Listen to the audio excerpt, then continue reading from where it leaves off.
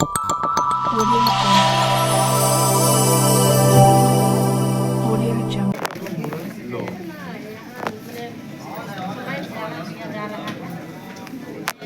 में देखिए कष्ट है आपको तो बताइए।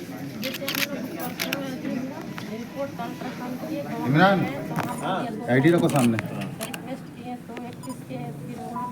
क्या है ये? लाइन है सर उसमें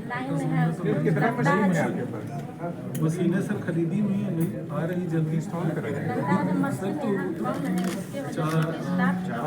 51 करोड़ का जो सामान खरीदा है उसमें मणिपाल वो तो हमारा ही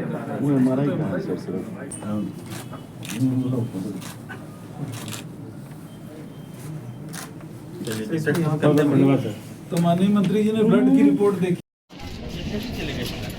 इसमें कुछ की क्या व्यवस्था है। और इधर लगातार हम लोग देख रहे थे कि मीडिया के द्वारा भी इस बात को उछाला जा रहा था कि रिम्स में जो है वो व्यवस्था दुरुस्त नहीं है। कल ही माननीय मुख्यमंत्री जी द्वारा समीक्षा बैठक किया गया था स्वास्थ्य विभाग से संबंधित, और जिसमें रिम्स के बारे में विशेष रूप से चर्चा हुआ था। और चर्चा के दौरान माननीय मुख्यमंत्री जी द्वारा यह निर्देश दिया गया कि रिम्स की जो व्यवस्था है और ख़ास करके यहाँ की जो इमरजेंसी की व्यवस्था है, लोगों को जो इतना वेट करना पड़ता है, वो पूरी व्यवस्था को दुरुस्त किया जाए ताकि कोई भी आदमी कभी भी पहुँचे हॉस्पिटल में तो उसका इलाज हो सके। तो इसलिए हमने पूरे आपने देखा होगा कि हम लोग इमरजेंसी से ही प्रारंभ किए हैं, क्योंकि इमरजेंसी को हमको दुरुस्त करना है।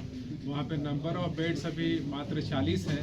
इसको कुछ फर्स्ट फ्लोर पे जो बिल्डिंग्स है उसको हम लोग रीमॉडल कर देंगे और कम से कम उसको हम लोग 80 तक ले जाएंगे, डबल कर देंगे वहाँ पे जो इमरजेंसी की व्यवस्था है उसकी। और उसके बाद उसके सामने वाला जो बिल्डिंग है, जो पेइंग वार्ड है, वो बिल्कुल एक ही फ्लोर कार्यरत है। इसको भी चालू करने का निर्देश पहले भी दिया गया था। वो पेइंग वार्ड को हम लोग चालू करेंगे तो फिर से आपको 80 बेड और इंक्रीज कर जाएंगे। तो 80 और 40 120 बेड तत्काल हम लोग प्रयास करेंगे कि 1 से 2 महीने के भीतर हम लोग इसको प्रारंभ कर सकें। और बाकी जो ईपीडी की है और सेंट्रल लैबोरेटरीज की है, वो भी हम लोगों ने देखा है कि सेंट्रल लैब की स्थापना प्रोसेस में है, सारा मशीन इक्विपमेंट्स प्रोक्योर किया जा रहा है। और सेंट्रल लैब भी 2 से 2 महीने के अंदर अंदर फंक्शन होगा। जो अल्ट्रासाउंड मशीन का हम लोग देख रहे थे कि महिला बता रही थी कि अल्ट्रासाउंड नहीं हो पा रहा है, तो वो अल्ट्रासाउंड मशीन्स वगैरह का भी ऑर्डर प्लेस कर दिया गया है। बाकी इक्विपमेंट्स भी रिप्लेस करने के लिए कहा गया है। और कल ही बैठक के दौरान यह भी चर्चा हुआ था कि जो भी पुराने इक्विपमेंट्स हैं जो 10 साल से पुराने हैं या आउटडेटेड हो गया है, जो बिल्कुल यूज लायक नहीं हो गया है, तो माननीय मुख्यमंत्री जी का निर्देश है कि सारे पुराने इक्विपमेंट जितने भी हैं उसको रिप्लेस कर दिया जाए। तो इसकी शुरुआत हम लोग रिम से ही करेंगे कि सारे पुराने इक्विपमेंट को हम लोग रिप्लेस करेंगे और नए इक्विपमेंट यहाँ पर हम लोग लगाएंगे। तो आप देखेंगे कि आने वाले समय में है उसको दुरुस्त करने का हम लोग प्रयास करें। हमारे मंत्री जी स्वास्थ्य मंत्री इरफान अंसारी साहब ने मुआयना किया है पूरे विभाग का, और देख रहे कि अंदर का जो तोड़ फोड़ वाला ज़्यादा आइटम दिखा रहे थे हमारे डायरेक्टर साहब, रिपेयरिंग वाला काम को है। तो रिपेयरिंग वाला काम तो है, लिपा पोती होती रहा है, इतिहास रखते रहे हैं एम्स का। तो अब लिपा पोती नहीं चलेगा, पूरा पारदर्शी होना चाहिए। मैं माननीय मंत्री जी को बहुत बहुत धन्यवाद देता हूं कि पहली दफ़ा ही हमारे विधानसभा रिम्स में उन्होंने कदम रखे हैं। और मुख्यमंत्री जी भी कल बैठक किए थे तो रिम्स के बारे में काफ़ी चर्चा की है। तो निश्चित रूप से माननीय मंत्री जी का कार्य अच्छा होगा, हमें संकेत मिल गया है।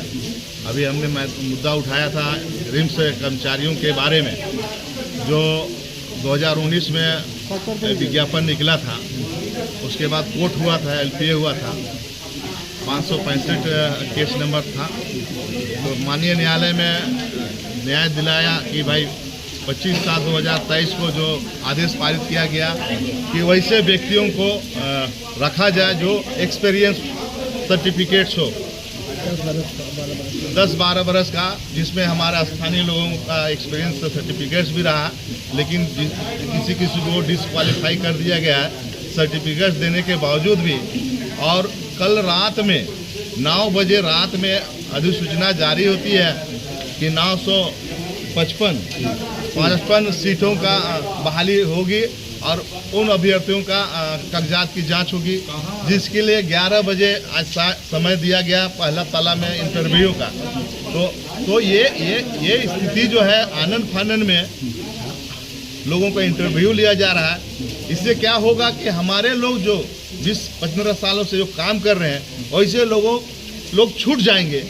इसलिए मैंने मंत्री जी को कंप्लेंट किया और मंत्री जी ने आश्वस्त किया कि ये इसको रोका जाए और डायरेक्टर साहब को निर्देश दिया गया है।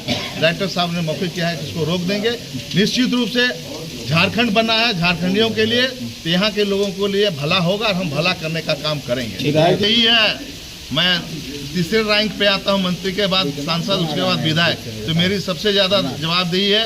इसको मैं बारीकी से देखता हूँ।